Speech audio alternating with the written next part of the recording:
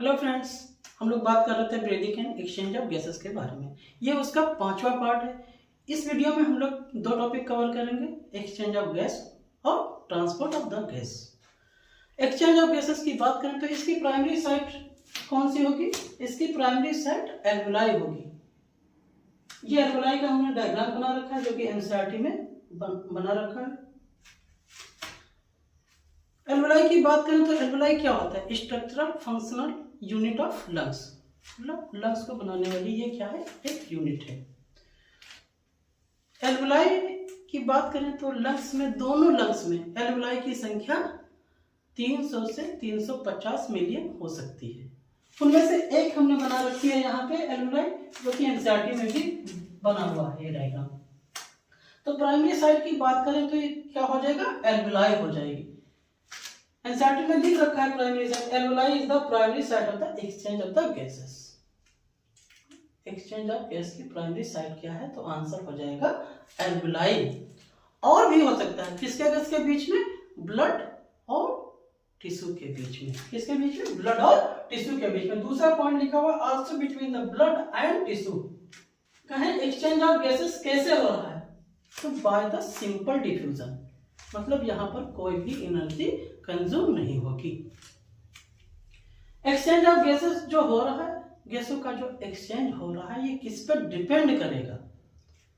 तो मेनली किस पर डिपेंड करेगा? प्रेशर ग्रेडियंट या कंसंट्रेशन ग्रेडियंट। ये सारी बातें हम लोगों ने कर चुके हैं प्रेशर ग्रेडियंट और कंसंट्रेशन ग्रेडियंट के बारे में। पिछले वीडियो में जाकर आप देख सकते हैं। तो हमने चारों पॉइंट यहाँ पर लिख रखे हैं। पहला पॉइंट था alveoli the primary site of the exchange of the gas. Primary site क्या है? एल्वुलाई है। और भी हो सकता है, कौन सा? ब्लड और टिश्यू। दूसरा point also between blood and tissue, blood और टिश्यू के बीच में भी क्या हो सकता है? Exchange of gases. तीसरा पॉइंट हमने लिख रखा है बाय द सिंपल डिफ्यूजन। और कैसा होगा ये? सिंपल डिफ्यूजन के द्वारा होगा। मेनली किस पे डिपेंड करेगा? प्रेशर या कंसंट्रेशन के ग्रेडियंट पे। Some important factor that can affect the rate of diffusion। कुछ important factor और हैं जो कर सकते हैं डिफ्यूजन के रेट को क्या कर सकते हैं? अफेक्ट कर सकते हैं। कौन कौन से हैं देख लेते हैं। पहला है solubility of the gas, मतलब solubility of the gas क्या कर सकता है? कि यह डिफ्यूजन के रेट को प्रभावित कर सकता है। एनसीईआरटी में एक सॉल्युबिलिटी लिख रखी है CO2 की 20 से 25 times higher than oxygen. Oxygen की तुलना में जो CO2 की सॉल्युबिलिटी रहेगी वो क्या होगी? 20 से 25 टाइम्स ज्यादा होगी। सॉल्युबिलिटी होता क्या है? The ability of the gas to dissolve in the solvent, मतलब सॉल्वेंट में कितनी जल्दी वो गैस डिजॉल्व हो जाएगी, इसको क्या बोलते हैं? उसकी सॉल्युबिलिटी बोलते हैं। At the specific temperature and pressure, ये नहीं भूलेंगे। दूसरा है पार्शियल प्रेशर। तो पार्शियल प्रेशर की हम लोग अभी बात करेंगे, एक डायग्राम बनाएंगे जो एनसीईआरटी में बना हुआ है, डिटेल में हम लोग देखेंगे। तीसरा क्या है? Factor thickness of the membrane, very important, thickness of the membrane. NCERT ने इसकी थिकनेस के बारे में लिख रखा है total thickness is the much less than A millimetre. कह रहा तो टोटल थिकनेस इसकी होनी चाहिए कितनी? मच लेस देन ए मिलीमीटर, 1 मिलीमीटर से भी कम होनी चाहिए। जितनी ज्यादा होगी उतना कम डिफ्यूजन होगा, और जितनी थिकनेस कम होगी उतने ज्यादा फास्ट रेट में क्या होगा? डिफ्यूजन होगा। ठीक है। डिफ्यूजन मेम्ब्रेन की बात करें तो ये 3 लेयर की बनी होती है। कौन कौन सी लेयर होती है देख लीजिए। Thin squamous epithelium of the alveoli, the endothelium of the alveolar capillary, the basement substance in between them। पहली लेयर देख रहे हैं इस डायग्राम में, कौन सी बोली है? Thin squamous epithelium of the alveoli। ये जो थिन इपिथेलियम की जो है लेयर देख रहे हैं, ये पहली लेयर है। दूसरी लेयर की बात करें तो the endothelium of the alveolar capillary, जो कैपिलरी की एंडोथेलियम है, ये दूसरी लेयर बना रही है। और इनके बीच में जो ये बेसमेंट सब्सटेंस है, ये तीसरी लेयर बना रही है। तो ये तीनों लेयर क्या बनाती हैं? डिफ्यूजन मेम्ब्रेन बनाती हैं। पार्शियल प्रेशर की बात करें तो पार्शियल प्रेशर क्या होता है, गैसों के मिक्सचर में किसी एक गैस के द्वारा जो प्रेशर लगाया जाता है उस गैस का पार्शियल प्रेशर कहलाता है। देखिए कैसे, एक हमारे पास ये क्या है कंटेनर, इसमें डिफरेंट डिफरेंट क्या भरी हुई है, गैसेस भरी हुई है। मान लो ऑक्सीजन है और CO2 है और नाइट्रोजन है। ऑक्सीजन के द्वारा जो प्रेशर लगाया जाएगा ऑक्सीजन का क्या कहलाएगा, पार्शियल प्रेशर कहलाएगा, मतलब पार्शियल प्रेशर ऑफ ऑक्सीजन। और CO2 के द्वारा जो प्रेशर लगाया जाएगा उसे क्या कहेंगे, partial pressure of CO2, partial pressure of CO2। और नाइट्रोजन के द्वारा जो प्रेशर लगाया जाएगा उसे क्या कहेंगे, नाइट्रोजन का पार्शियल प्रेशर, यानी कि पार्शियल प्रेशर ऑफ नाइट्रोजन। यानी हम लोग यहाँ पर ऑक्सीजन और CO2 पढ़ेंगे। डिफ्यूजन में इन्वॉल्व होने वाले डिफरेंट डिफरेंट पार्ट में जो ये पार्शियल प्रेशर दिया हुआ है ये किसके कंपैरिजन में दिया हुआ है, एटमॉस्फेयर के कंपैरिजन में दिया हुआ है। एनसीईआरटी में एक टेबल दी हुई है, उसमें डिफरेंट डिफरेंट पार्ट के जो पार्शियल प्रेशर दिखाए गए हैं। एल्वुलर एयर की बात करें पार्शियल प्रेशर की तो ऑक्सीजन की जो है 104 mmHg हो जाएगी और CO2 की बात करें तो 40 mmHg हो जाएगा। तो ऑक्सीजन का पार्शियल प्रेशर क्या है, ज्यादा है, और CO2 का पार्शियल प्रेशर क्या है, कम है।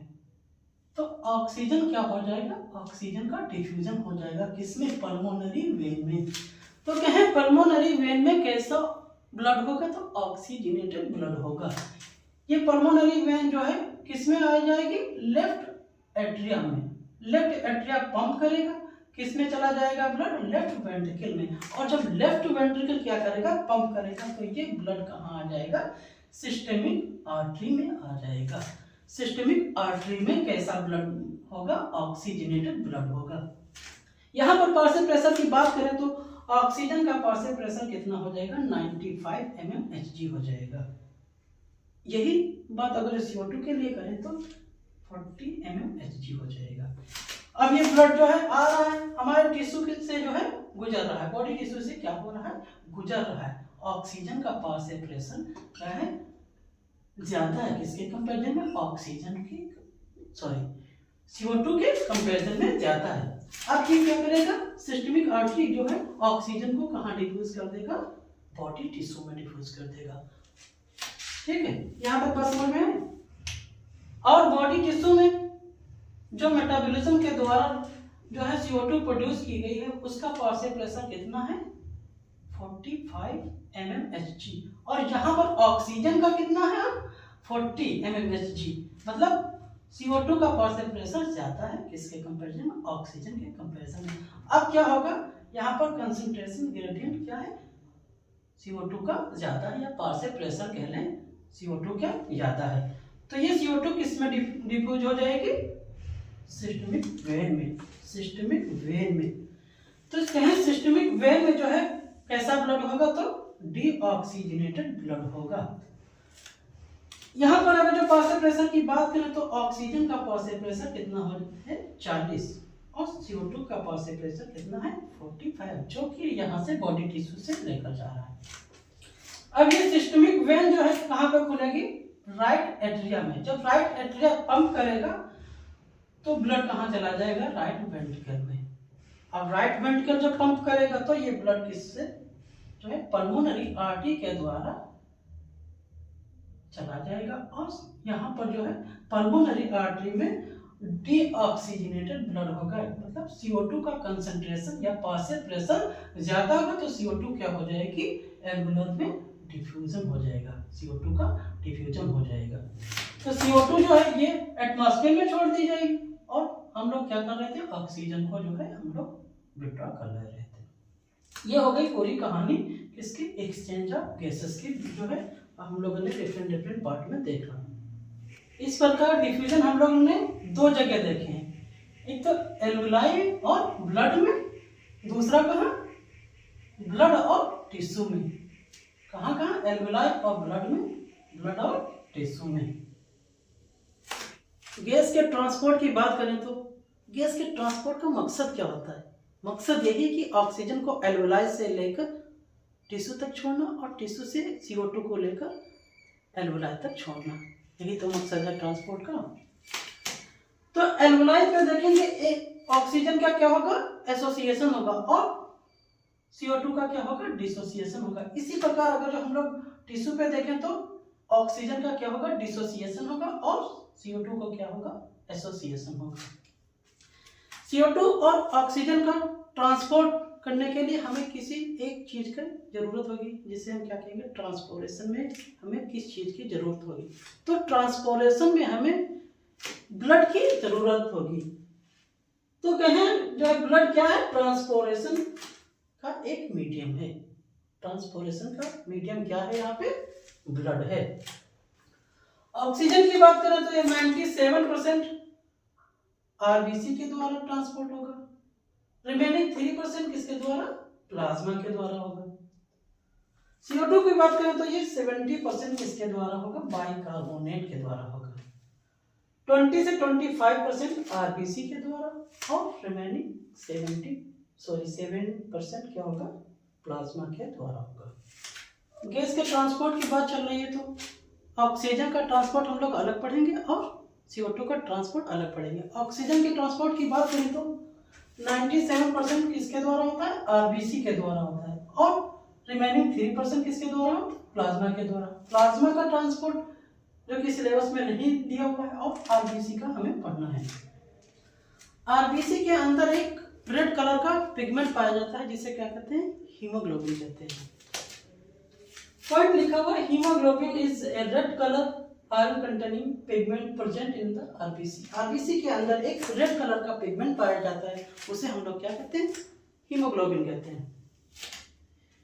ये हीमोग्लोबिन जो है ऑक्सीजन के साथ कैसे रिवर्सिबल मैनर में बाइंड करता है, मतलब एल्वेलाई लेवल पे कुछ और करेगा और टिश्यू लेवल पे कुछ और करेगा। ठीक है, देख लेते हैं।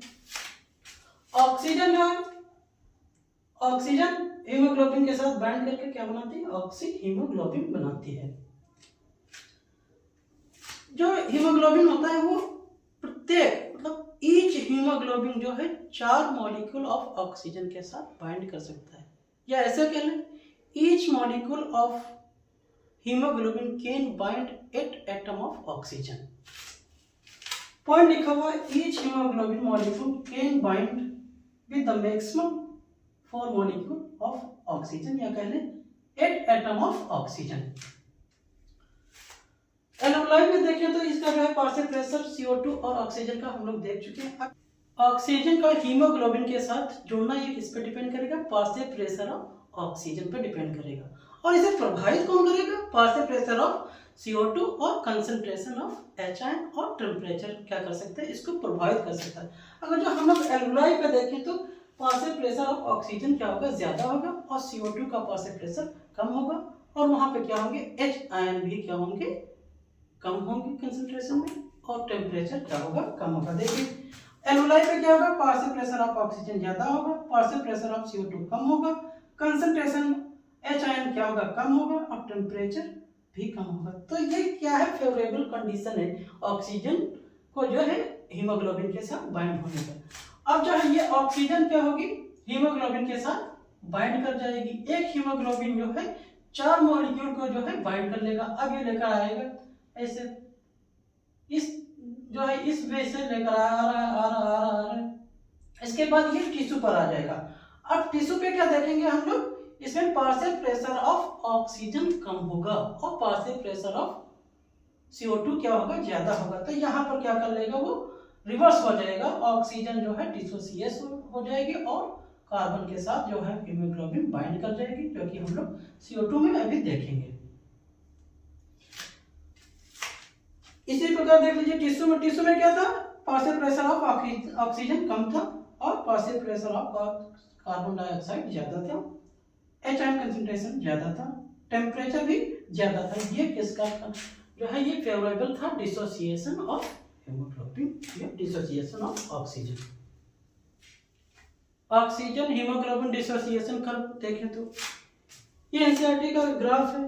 एक्स एक्सिस पे इसका लिया गया partial pressure of oxygen in mmHg, और इसके वाई एक्सिस पर लिया गया है percentage saturation of haemoglobin with oxygen. ये इसकी वैल्यू है 0, 20, 40, 80 एंड 100। इस तरीके से वाई एक्सिस पर 20, 40, 80 और 100। अगर इसकी हम P50 वैल्यू की बात करें तो क्या होता है, P50 वैल्यू इसे कहते हैं जब हीमोग्लोबिन का 50% सैचुरेशन हो जाता है किसी पार्शियल प्रेशर पे, तो इसे क्या कहेंगे, P50 वैल्यू कहेंगे। ऑक्सीजन हीमोग्लोबिन डिसोसिएशन कर्व में देखें तो ये कैसा आता है, सिग्मॉइड होता है या फिर कहें एस शेप होता है।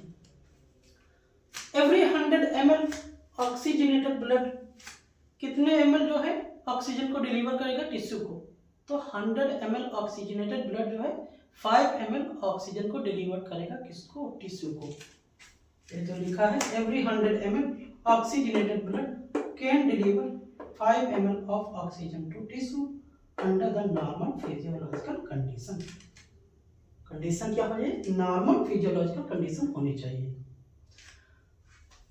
एक हमने फार्मूला लिख रखा है, partial pressure of oxygen inversely proportional to partial pressure of CO2 HIN concentration of temperature पर, डायरेक्टली प्रोपोर्शनल किसके हो गया, pH के।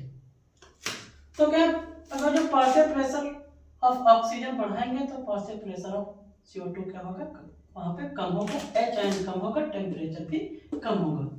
अगर हम ऑक्सीजन के पार्शियल प्रेशर को बढ़ाएं तो ये ग्राफ किस तरफ शिफ्ट होगा, लेफ्ट की तरफ शिफ्ट हो जाएगा। मान लो हम ऑक्सीजन का पार्शियल प्रेशर बढ़ा रहे हैं तो ये ग्राफ किधर शिफ्ट हो रहा है, लेफ्ट की तरफ शिफ्ट हो रहा है। तो ये मोर स्टीपर है या लेस स्टीपर, मोर स्टीपर, तो ग्राफ कैसा हो जाएगा, मोर स्टीपर। अगर जो हम पार्शियल प्रेशर ऑफ CO2 को बढ़ा दें तो ग्राफ किधर जाएगा, राइट साइड में, किधर शिफ्ट होगा, राइट साइड में। यह कैसा होता है, लेस स्टीपर